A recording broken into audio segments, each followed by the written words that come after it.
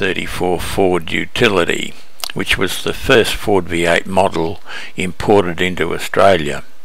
Here it's negotiating a wide dry sandy creek crossing using a couple of rolls of coir matting about 14 inches wide and 80 feet long. When faced with a situation like this, you'd firstly deflate your tyres to give the car a wider footprint in the sand, then hit the sand flat out in first gear and keep going until you got bogged down again. The mats are then laid out in the front of the vehicle, taken around the front wheels and placed under the jacked up rear wheels. The mat was then tucked into the front wheels so that the first movement forward would put them on the mats also.